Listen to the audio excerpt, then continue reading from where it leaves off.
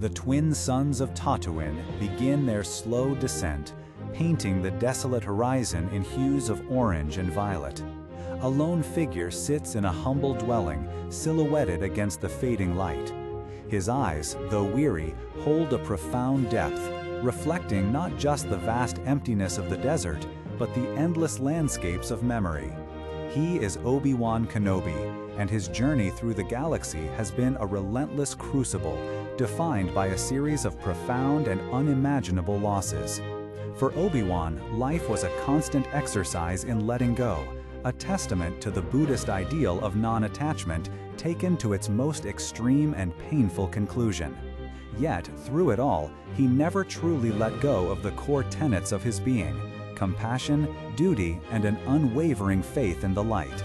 His story is not just a tale of galactic conflict, but a deeply human and Jedi exploration of strength through suffering. His first shattering loss came violently on Naboo. Qui-Gon Jinn, his beloved master, a maverick, a father figure, was cut down before his eyes by the Sith Lord Maul. Obi-Wan, a Padawan still finding his footing, was thrust into the role of a knight, bound by a dying wish to train a young boy named Anakin Skywalker. The grief was immense, but it was immediately compounded by a crushing responsibility.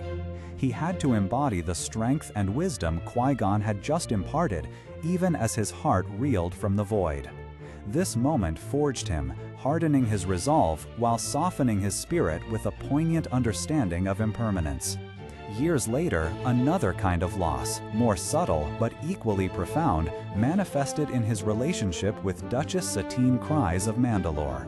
Here was a woman he deeply loved, a person with whom an entirely different life, one of partnership and perhaps even family, could have bloomed. But the Jedi path demanded celibacy, detachment from such intimate bonds. He chose his duty, chose the Order, and in doing so, chose a path of noble sacrifice. When Satine was murdered before his eyes by Maul, it wasn't just the loss of a past love, it was the brutal extinguishing of a beautiful what-if, a grim reminder of the personal cost of his commitment. But perhaps the most devastating, the most soul-crushing of all his losses was that of Anakin. His apprentice, his brother, the boy he had raised since childhood, the one he promised to train as Qui-Gon had asked, turned to the dark side. The prophecy's chosen one became the galaxy's greatest terror, Darth Vader. The duel on Mustafar wasn't just a battle, it was an amputation of his very soul. He didn't just lose a friend, he lost the very foundation of his life's work, the hope he had invested in. He was forced to confront the failure of his teaching, the betrayal of his trust, and the ultimate corruption of the person he loved most like a son. To leave Anakin to burn on the banks of a lava river, broken and consumed by hatred, was an act of profound and agonizing mercy, an ultimate letting go that haunted him for decades. This personal tragedy was inextricably linked to the galactic catastrophe, the fall of the Republic and the systematic extermination of the Jedi Order.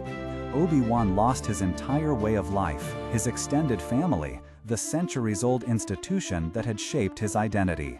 He became a ghost, an exile on a desolate desert planet, guarding a single fragile spark of hope in young Luke Skywalker. Imagine the solitude, the quiet despair of those years. Every breath taken on Tatooine was a reminder of failure, of what was lost. His master, gone. The woman he loved, gone. His best friend, his apprentice, gone. His order, gone. His entire way of life reduced to dust. Yet through this unimaginable grief, through the endless nights under alien stars, Obi-Wan Kenobi never lost his faith in the light. He never succumbed to the dark side, never gave in to bitterness or resentment. He held on to the belief that balance would be restored, that the Force would find its way.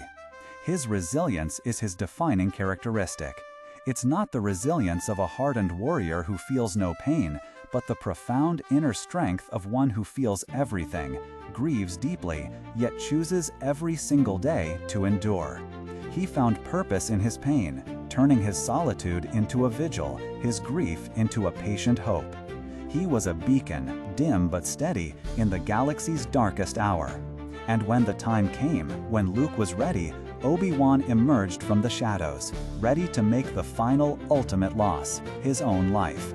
His sacrifice wasn't a defeat, but a transcendent act of faith, merging with the Force to continue guiding Luke from beyond. He became more powerful than he could possibly imagine, not by wielding a lightsaber, but by embodying pure spirit and hope. Obi-Wan Kenobi's journey is a powerful and inspiring exploration of strength through suffering. It teaches us that even when everything we hold dear is stripped away, when we are weighed down by unimaginable grief and failure, the capacity for compassion, for duty, and for unwavering faith in a better tomorrow can persist. He is a testament to the power of the human spirit to endure, to find purpose in pain, and to hold on to hope even in the darkest of nights. The light within him was never extinguished. It simply transformed, becoming a guiding star for all who sought it. What aspect of Obi-Wan Kenobi's journey resonates most with you? His ability to overcome loss, his quiet wisdom, or his enduring faith? Share your thoughts in the comments below. If you found solace or inspiration in this reflection, please consider subscribing for more stories that explore the depths of our favorite characters and the lessons they offer. Until next time, may the Force be with you.